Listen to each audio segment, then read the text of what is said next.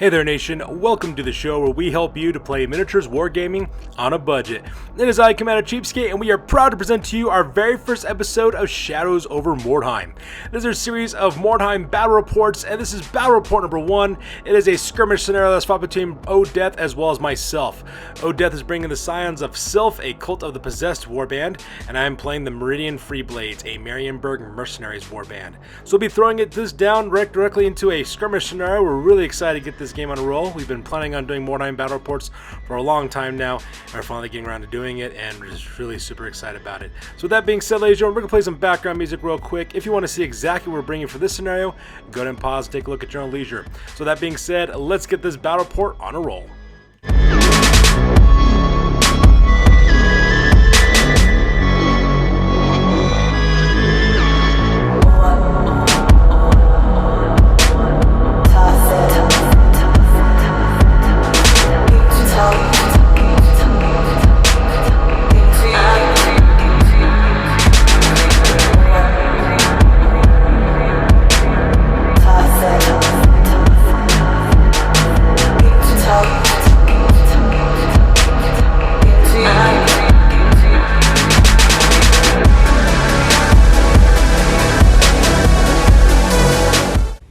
Ladies and gentlemen, boys and girls,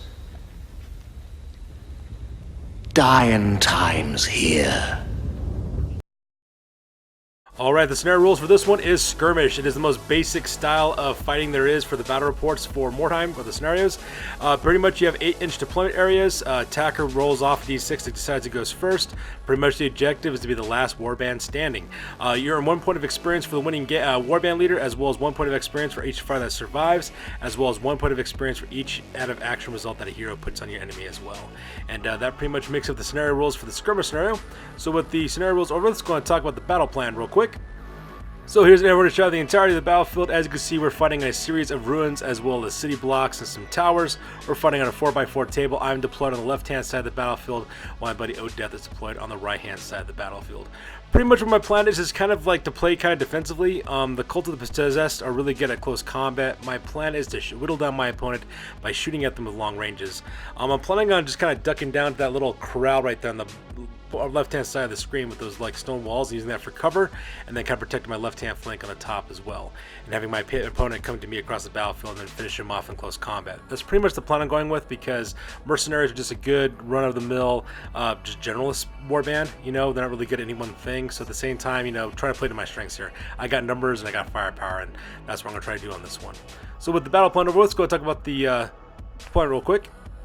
Alright, so let's talk about the Meridian Freeblades. Over here on the left-hand side, I pretty much got 2 little fire teams going on for the most part. Leading this one on the bottom here, that is Commander CheapSkate is his name. At the same time, I also have Haig, who's my champion. He's got a halberd as well as a knife and a bow. Commander CheapSkate carries a brace of pistols as well as a shield. He's also got the leader skill as well. At the same time, I also have one of my marksmen. His name is Tulok. He's armed with a blunderbuss as well as a bow. He's in this unit as well. I also have one of my swordsmen. His name is Darrows is his name, and the other guy, of course, is Heckles, which is also one of my young bloods. He's armed with a sword as well as a pistol as well. And that pretty much makes up my deployment here on the left-hand side. Over in the top of the battlefield is another one of my little 5-man fire teams. Leading that is my champion. His name is Burke. Yeah, he's basically a champion. He's equipped with a great weapon. He's got a knife as well as a bow. I also have my other marksman, Yasta. He's got a blunderbuss as well as a bow as well. Of this unit as well, I also got another one of my young bloods. His name is Jekyll. He's got a sword as well as a pistol. I've also put one of my swordsmen. His name is Biggs. He's got a sword and shield and expert swordsman skill. And I also got one of my warriors named Jasper, who's got a sword and a shield as well. And that pretty much makes up my deployment for my second little fire team up here in the top. Meanwhile, we'll jump across the battlefield for the Scions of Sylph. This is the Cult of the Possessed warband. Over here on the right-hand side, we have Caliban the Whore. He's one of the possessed as well. He's got a great claw mutation, and he also causes fear. And right behind him are 3 members of the warband as well. All 3 guys are brethren. We have Count the Seeker, Zakuk Onyx Bane, as well as Nagaz Goreweaver. All 3 of those guys are armed with swords, knives, as well as short bows. And that pretty much makes up my buddy Death's deployment here on the bottom. Meanwhile, on the top of his deployment area, he's got another 4-man fire team. Leading in the front, that's the Homunculus. That's another one of the Possessed. It's got a great claw mutation as well as causing fear. Right behind him is Krodok the Shadow as well as Raskus the Blaze. Those are two brethren. They're both armed with swords, knives, as well as short bows. And then leading at the very top, that is the Magister. That's Otto the Eremite. He's got a sword, a short bow. He's got a shield. He's also got the leader. And he's also a wizard. He's got the Wing of Darkness spell as well. And that pretty much makes up the movement for the deployment phase for the Cult of the Possessed.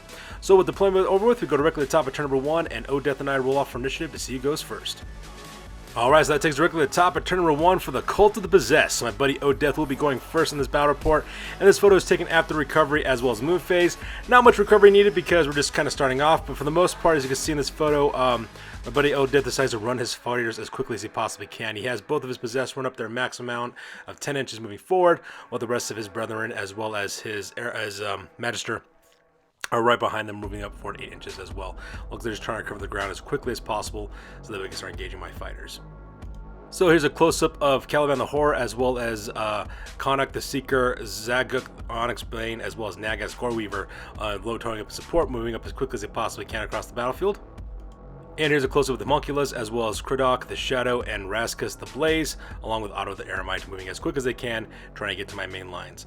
Since he ran, there is no shooting, and since no one's engaged in close combat, pretty much ends a very uneventful turn number 1 for the Cult of the Possessed.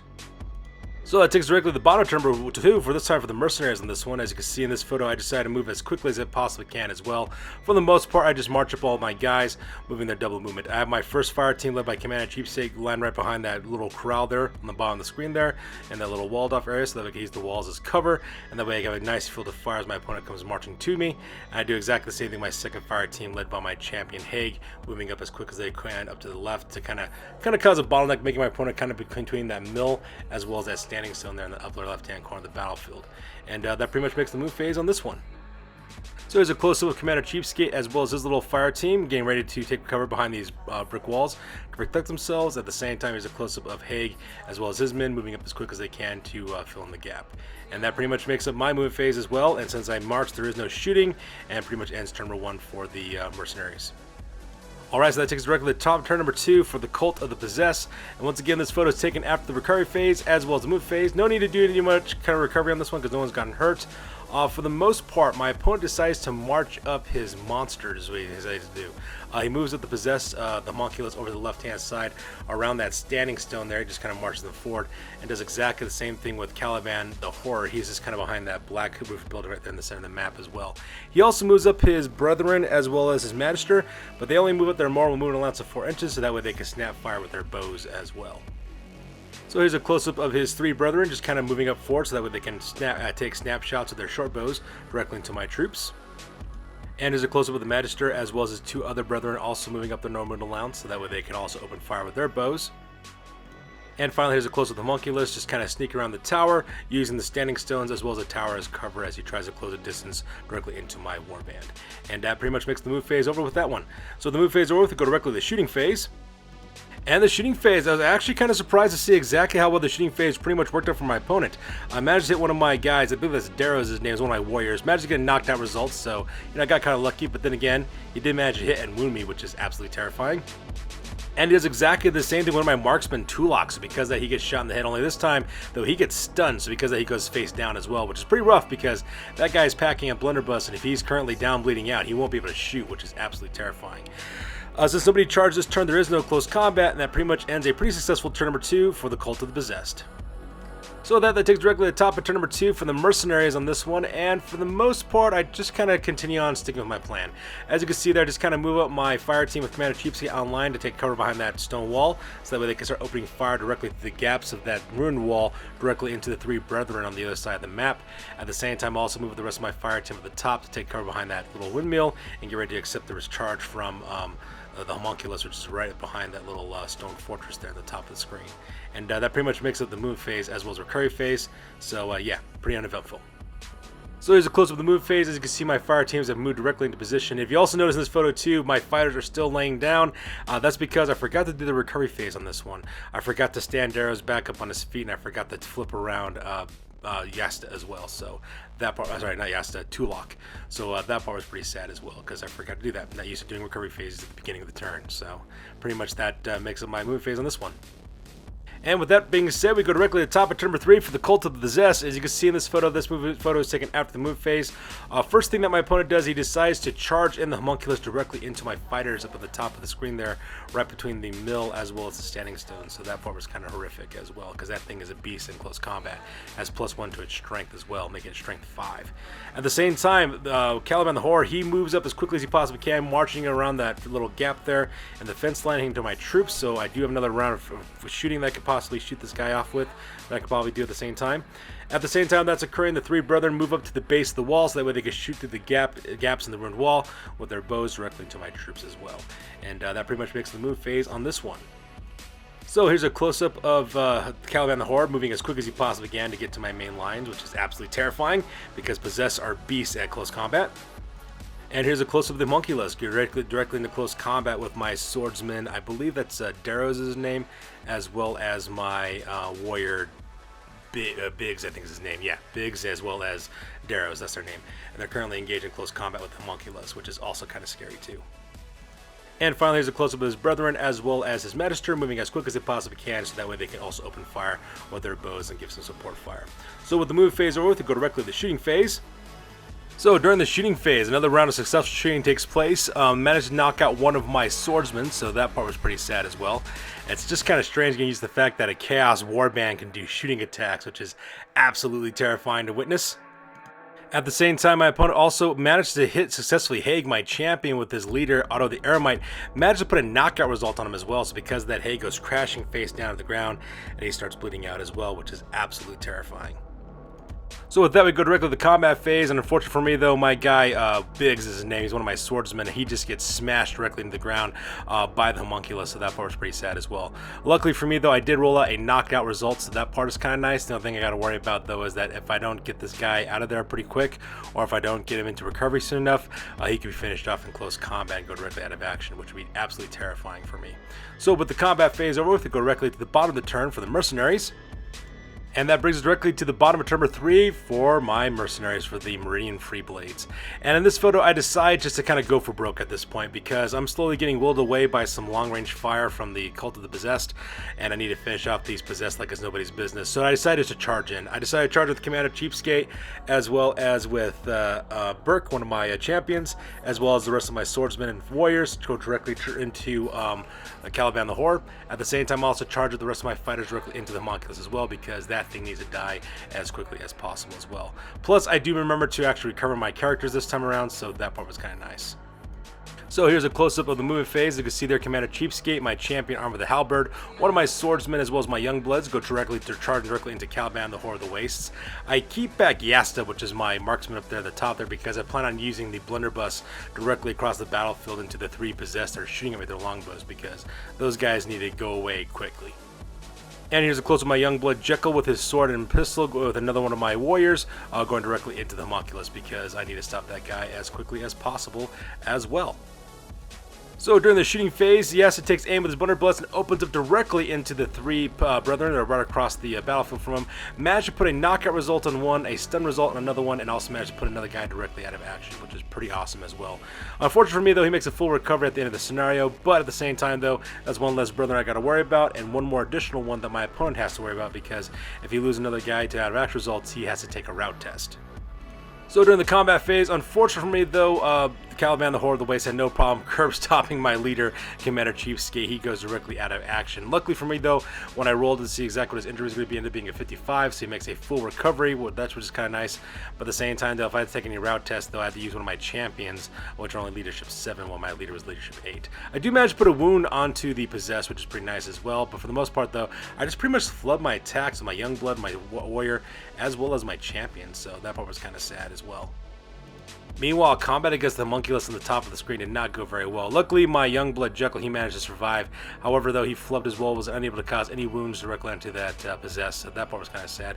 Not to mention, he also took out my warrior as well, putting a knockdown result too, so that part was really brutal as well. Alright, so that takes us directly to the top of turn number 4 for the Cult of the Possessed, and this photo is taken after the move phase. And as you can see in this photo, once again, pretty much everything just pretty much stays the same. The only real dramatic move that really took place was at the top of the screen. The other 2 brethren, those are Krudok the Shadow as well as Razkus the Blaze. They go charging directly into Haig, as well as one of my swordsmen, Biggs as well. So because of those two guys are engaged in close combat, so that part was pretty nice. But the rest of his warband though, it pretty much just stays where they're at, just because they're not interested in engaging in close combat at this point. So here's a close-up of Caliban the Whore, still currently engaged with my Youngblood Heckle, as well as my champion Haig, as well as, sorry, not Haig, Burke is his name, as well as my one of my warriors as well. So that part is kind of nice. And here's a close-up of the Homunculus, still currently engaged in close combat with Heckle. At the same time, you can see both Biggs as well as Burke currently engaged in close combat with the other two members of the Brethren as well. So that part is kind of crazy too. So with the move phase over with, go directly to the shooting phase. And the shooting phase, out of the Eremite decides to pop the spell Wings of Darkness, which allows him to fly 12 inches into anybody, lands directly into one of my warriors. His name is Darrows, and manages to put that guy directly out of action because he's knocked down. He gets charged into, he automatically goes out of action. So that part was pretty tragic as well. In the combat phase, finally managed to put the last wound directly onto the Caliban the Whore of the Waste. Managed to put a knockdown result on him, so because he goes faster, crashing face down to the ground, bleeding out. He also managed to put a stun result directly onto Jekyll, which is one of my Youngblood, which is pretty sad. But at the same time, though, that's one less thing I got to worry about. Hopefully my next turn I can just finish this guy off with a coup de grace and put him directly out of action. And for the most part, combat results were just kind of like a wash for the most part. The Homunculus was unable to cause any injuries directly onto Jekyll, so I got pretty lucky on that one. Same thing with Biggs going up directly against one of the Brethren. Nothing much happened there. However, the really disappointing one was Burke, which is my champion with a great weapon. He got defeated by one of the Brethren, so he gets a knockout result, stun result. I'm sorry. So he's kind of laying on the ground face up at this point. So that part was pretty tragic, and I don't mind telling you that part. So with that, we go directly to the bottom of turn 4 from the Mercenaries, and this photo is taken after the recovery phase as well as the move phase as well. As you can see now, my warriors are now back on their feet again. The one I'm really excited about is Tulok, which is one of my marksman's armor, the blunderbuss, because I could aim that directly into Otto the Eremite. Plan on opening fire with that guy, just shotgunning him against the back of that mill for the most part. At the same time, the rest of my warriors activate as well, so that way I can charge directly into Caliban the Whore of the Waste, and hopefully I can finish that guy off as well. So here's a close-up of my fighters here in the bottom of the screen, getting ready to just basically put a beating directly onto Caliban the Whore, and hopefully I can take that guy out of action. And here's a close-up of my warriors getting back on their feet again, and once again re-engaging their opponents in close combat as well as Tulok getting ready to open up that blunderbuss directly into Otto the Eremite. So with the move phase over, we go directly to the shooting phase. And the shooting phase, managed to put off a coup de grace directly onto the head of Caliban the Whore. Managed to open fire with a pistol directly into his head. Puts a deep wound result in that guy out because he goes out of action. He will be missing on the next 2 games, which is absolutely pretty devastating. We're realizing that one of the possessed will not be around for the next 2 battle reports. So that part is pretty rough. But at the same time, though, net myself a point of experience as well as one less thing to worry about. At the same time, Tulok opens fire with his blunderbuss directly into the Eremite, managed to plaster that guy into the ground as well, and because of that, he also goes out of action too, which is pretty exciting, all things considered. It's also at this point too that my buddy Odette decides to rout voluntarily because he doesn't lose any more fighters he already has at this point, and that pretty much ends the game for our very first battle report of Mordheim. So there you have it, ladies and gentlemen. That takes us directly to the end of the game with the Mercenaries needing a victory in our very first battle report of Shadows over Mordheim. So that being said, ladies and gentlemen, we're going to go directly to the after action report to the post game because this battle report is now officially over. That's it, man. Game over, man. It's game over. Alright, first of all, let's start with the Scions of the Sylph. So they had 2 injuries in this battle report. Caliban the Whore, he suffered a deep wound result, so because of that, he will be missing out the next 2 battle reports for his campaign, so that's pretty rough for my buddy Odette. At the same time, Nagas Goreweaver, which is actually one of the Brethren that went out of action, he makes a full recovery, no problem. As for advancements, there are no advancements at this point, so we go directly to the exploration as well as the weird stone shards. Unfortunately for my buddy Odette, they only managed to find 1 shard, and with his current level of fighters in his warband, netting him 35 gold pieces. For the exploration, he didn't actually roll any results for exploration, so nothing much happened from there. He decided to take all 35 gold pieces and put it directly into his stash, so because of that, not much is going on with the trading as well. Currently, his new record now is at 0 wins as well as 1 loss, and his current war banding rating now is at 121 points. So up next is the Meridian Freeblades. I suffered 2 injuries on this one. Commander CheapSkate made a full recovery, so no problems there. Same thing with Darrows, so I got really lucky on that one as well. Same thing with me when it came to advances. I actually had nobody advance at this point as well. I did manage to dig up 4 shards, so that part was probably nice, giving me 65 gold pieces. And I also managed to roll 2 6s in my exploration, finding a ruined hovel and earning myself 5 additional gold pieces as well. During the trading post phase, I actually got 70 gold pieces in total for my gold pieces to spend for my warband. With my 70 gold pieces, I purchased pistols for Wedge, Biggs, Darrows, as well as Jasper. I also purchased 2 axes, one for Tulak, as well as Yasta, so that way they can use them in close combat. My new record now is at 1 win and 0 losses, and my new warband rating is at 101 points. So that's good to do it for this one, you guys. As always, please feel free to like, comment, and or subscribe. Your guys' input is invaluable to us as always. Also check us out on Facebook, Instagram, as well as blogger.com for all the latest greatest hobby news related to this channel. That's going to do it for this one, you ladies and gentlemen. You guys stay classy. We'll see you guys in the next one next week for more Shadows over Mordheim.